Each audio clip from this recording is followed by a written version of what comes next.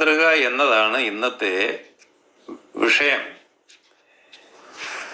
Saudi അറേബ്യയിലെ ഇപ്പോഴത്തെ Medina അല്ല.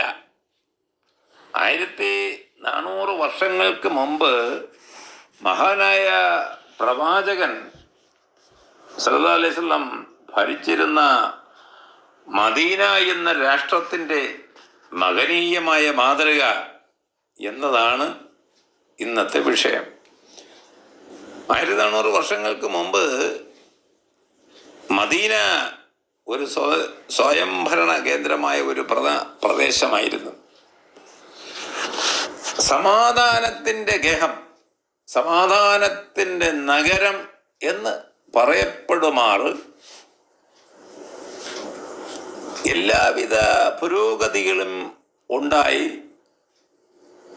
എല്ലാവിധ അസമത്വങ്ങളും മാറ്റി സമത്വത്തിൻ്റെ സുന്ദരമായ ഐശ്വര്യത്തിൻ്റെ സമാധാനത്തിൻ്റെ ഒരു നഗരമായി മദീന വളർന്നു വന്നു. എങ്ങനെയാണ് സമാധാനത്തിൻ്റെ ഗേഹമായി അത് മാറിയത്?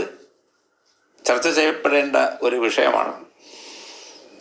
അറിയാം, 1400 വർഷങ്ങൾക്ക് മുമ്പ് തമ്മിലടിക്കുന്ന, പോരടിക്കുന്ന, ചോര ചിന്തുന്ന ജനവിഭാഗങ്ങൾ, വിവിധ ഗോത്രങ്ങൾ ആയി പോരടിച്ചു കൊണ്ടിരിക്കുന്ന ഒരു കാലഘട്ടത്തിൽ അവിടെ മദീനയിൽ ജൂതന്മാരുടെ നിരവധി ഗോത്രങ്ങൾ, ക്രൈസ്തവ ഗോത്രങ്ങൾ, ബഹുദൈവാരാധകരായ ഗോത്രങ്ങൾ, പിന്നെ മുസ്ലിങ്ങളായ അൻസാറുകളും മുഹാജിറുകളുമായ ആളുകൾ, അങ്ങനെ ഒക്കെ തമ്മിൽ പല ഗോത്രങ്ങളായി വേർതിരിഞ്ഞ് വിഭജിക്കപ്പെട്ട് വിഘടിതമായി കിടന്ന ആ പ്രദേശത്തിലേക്ക് കാരുണ്യത്തിൻ്റെ,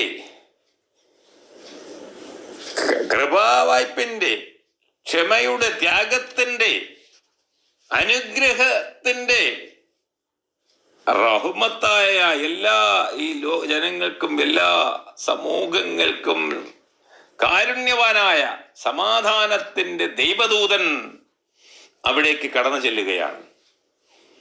അങ്ങനെ അവിടെ കടന്നു ചെല്ലുമ്പോൾ പോരടിച്ചു കൊണ്ടിരുന്ന ഗോത്ര വിഭാഗങ്ങളെ, വിവിധ ആചാര സമ്പ്രദായങ്ങളും മതങ്ങളും വിവിധ അനുഷ്ഠാനങ്ങളുമായി കിടന്നിരുന്ന ഒരു ജനവിഭാഗത്തെ കോർത്തിണക്കി തമ്മിൽ ഒന്നിപ്പിച്ചുകൊണ്ട് സ്നേഹത്തിൻ്റെ, കാരുണ്യത്തിൻ്റെ, സമാധാനത്തിൻ്റെ പാശത്തിലേക്ക് കൊണ്ടുവന്നു. വെറുപ്പിൻ്റെ അല്ല, വിദ്വേഷത്തിൻ്റെ അല്ല, ജനങ്ങളെ തമ്മിലടിപ്പിച്ച സമാധാനം സൃഷ്ടിച്ചുകൊണ്ട് ഭരിക്കുക എന്ന, ആട്ടിൻകുട്ടികളെ തമ്മിൽ പോരടിപ്പിച്ച് അതിൽ നിന്ന് ചോര കിട്ടുന്ന ഒരു വ്യവസ്ഥിതിയല്ല. തമ്മിലടിച്ച ജനവിഭാഗത്തെ ഏകോപിപ്പിച്ചുകൊണ്ട് ഒരൊറ്റ സമൂഹമാക്കി നമ്മൾ ഒന്നാണ് എന്ന് പ്രഖ്യാപിച്ചുകൊണ്ട് മദീനയിൽ ഒരു ഒരു ഒരു ഭരണക്രമം മഹാനായ പ്രവാചകൻ കൊണ്ടുവരികയുണ്ടായി.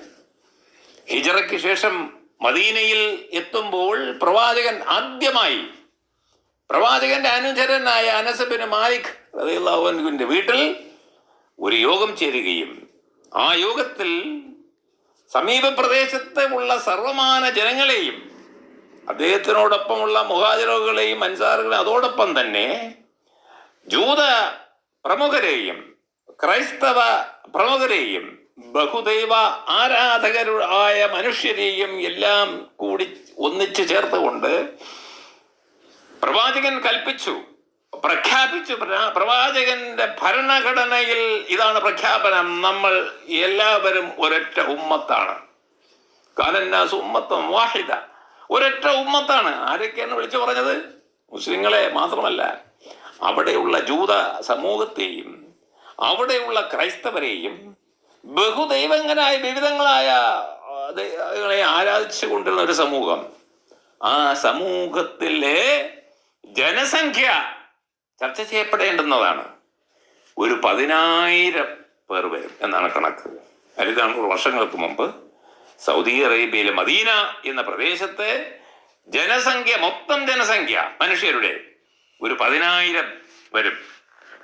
അതിൽ മുസ്ലിമീങ്ങളായ ആളുകൾ വെറും 15%, 1500 പേർ.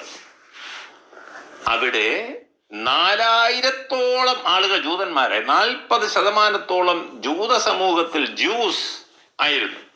അവരായിരുന്നു അവിടുത്തെ കച്ചവടത്തിലും പലിശയിലും ഒക്കെ അധിഷ്ഠിതമായ സാമ്പത്തിക രംഗത്തെ വട്ടിപ്പലിശ ഒക്കെ നടത്തിയിരുന്ന മല്ലന്മാർ. അതോടൊപ്പം ക്രൈസ്തവ സമൂഹവും ബഹുദൈവാരാധകരുമായ ഏതാണ്ട് 4500-ഓളം പേർ, ഏതാണ്ട് 45%. അപ്പോൾ ക്രൈസ്തവരും ബഹുദൈവാരാധകരുമായ 45% വരുന്ന ആളുകൾ, ഒരു 40% വരുന്ന ജൂതന്മാർ, അതോടൊപ്പം 15% മാത്രമുള്ള മുസ്ലിങ്ങൾ. ഈ പ്രദേശത്തെ ആളുകൾ തമ്മിലടിച്ചു കൊണ്ടിരുന്ന പല ഗോത്രങ്ങളും, ഔസ്, ഖസ്റജ്, ബനു ഹിഷാം, ബനു നജ്ജാർ, ബനു നൗദി, അങ്ങനെ നിരവധി ഗോത്രങ്ങൾ തമ്മിലടിച്ചു കൊണ്ടിരിക്കുന്ന ഗോത്രങ്ങളെല്ലാം വിളിച്ചുകൊണ്ട് കൂട്ടിണക്കിക്കൊണ്ട് നമ്മൾ മദീനയിലെ ഈ പ്രദേശവാസികൾ ഒരൊറ്റ സമൂഹമാണ്, നമ്മൾ പരസ്പരം പോരടിക്കുന്നതല്ല.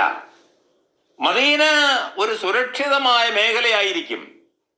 മദീനാവാസികൾ ഒരൊറ്റ സമൂഹമായിരിക്കും. പ്രവാചകൻ പ്രഖ്യാപിക്കുകയാണ്, പ്രവാചകന്റെ ഭരണഘടന. അതാണ് മദീന ചാർട്ടർ എന്ന് വിളിക്കുന്നത്. മദീന ഉടമ്പടി, സിയാസത്ത് മദീന എന്നൊക്കെ പറയുന്ന, ഗൂഗിളൊക്കെ ചെയ്താൽ നമുക്ക് അതിനെപ്പറ്റി പഠിക്കാൻ കണ്ണികകളൊക്കെ ഉണ്ട്. 10-57 കണ്ണികകളൊക്കെ ഉണ്ട്. ഞാൻ അതിലേക്ക് പോകുന്നില്ല, പഠിക്കേണ്ടതാണ്. അവിടെ ഇത്തരം ആളുകളെ, പല ബഹുദൈവാരാധകരെ, ജൂതന്മാര്, ക്രൈസ്തവരെ, മറ്റുള്ളവരെ, മതമുള്ളവരെ, മതമില്ലാത്തവരെ, എല്ലാവരെയും കൂടി ചേർത്തുകൊണ്ട് പ്രവാചകൻ പ്രഖ്യാപിക്കുകയാണ്, ഈ നഗരത്തിന്റെ ഐശ്വര്യത്തെ നമ്മളെല്ലാം കൂടി ഒന്നിച്ചു നിൽക്കുക, ഏതൊരു വെളിയിൽ നിന്നുള്ള ആക്രമണത്തെയും ഒന്നിച്ചു നിന്ന് നേരിടുക. അങ്ങനെയാണ് അവർ വിജയിച്ച് ആ മിഡിൽ ഈസ്റ്റ് മൊത്തം ഇത് പ്രചരിക്കുകയും നബിയെ, പ്രവാചകനെ, മഹാനായ പ്രവാചകനെ അവരുടെ നേതാവായി അംഗീകരിക്കുകയും ചെയ്തുകൊണ്ട് ഏറ്റവും സുന്ദരമായ ഒരു ഭരണഘടന ലോകത്ത് ആദ്യമായി പ്രവാചകൻ മദീനയിൽ രൂപപ്പെടുത്തിയ ഭരണഘടന പരിശോധിച്ചാൽ അദ്ദേഹത്തിന്റെ രാഷ്ട്ര തന്ത്രജ്ഞത ബോധ്യപ്പെടും. നബിയുടെ ഹിജ്റയെ തുടർന്ന് മദീന ഇസ്ലാമിക രാഷ്ട്രത്തിന്റെ ആസ്ഥാനമായി. മദീനയുടെ ഭരണഘടന തുടക്കത്തിൽ തന്നെ ലിഖിത രൂപത്തിലായിരുന്നു. ഭരണത്തിന്റെ പ്രധാന വിഭാഗങ്ങളെല്ലാം അതിൽ പരാമർശിച്ചിട്ടുണ്ട്. രാഷ്ട്രീയം, നിയമനിർമ്മാണം, ഭരണ നീതിന്യായ സംവിധാനം തുടങ്ങിയവയെല്ലാം അത് കണക്കിലെടുത്തിട്ടുണ്ട്. പ്രവാചകന്റെ കാലത്തെ സാഹചര്യങ്ങൾക്കനുസരിച്ച് അതിൽ മാറ്റങ്ങൾ വരുത്തിയിട്ടുണ്ട്. മഹത്തായ ദൈവാനുഗ്രഹം കാരണമാണ് പ്രവാചകന് അനുകരണീയമായ ഉദാത്ത മാതൃക കാഴ്ചവെക്കാനായത്.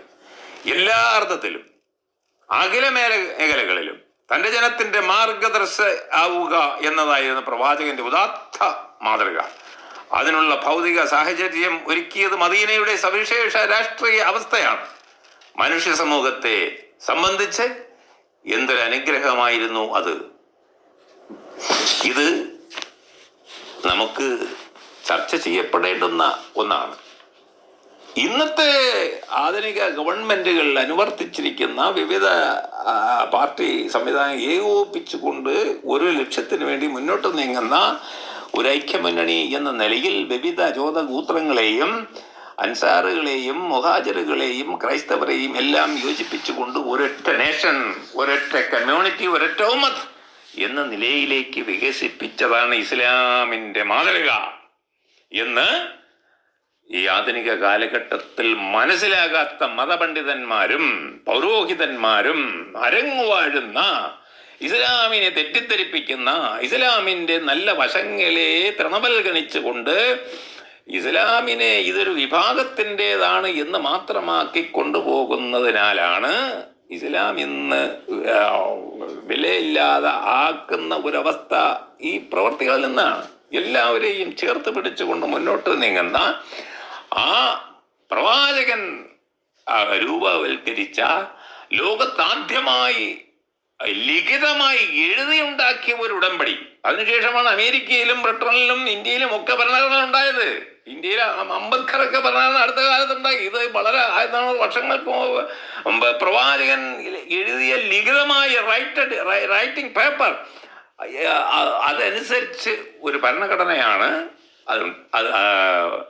മദീനയിലെ ഇസ്ലാമിക രാഷ്ട്രത്തിൻ്റെ ഭരണഘടന എന്നും അത് മദീന ചാർട്ടർ എന്ന് നമ്മൾ ഗൂഗിൾ ചെയ്താൽ കാണാമെന്നും അങ്ങനെ കൂടുതൽ ചർച്ചകൾക്ക് നമ്മൾ അങ്ങനെ അത് പോകണമെന്നും പറഞ്ഞുകൊണ്ട് സമയ ചുരുക്കം മൂലം ഞാനിവിടെ നിർത്തുകയാണ്.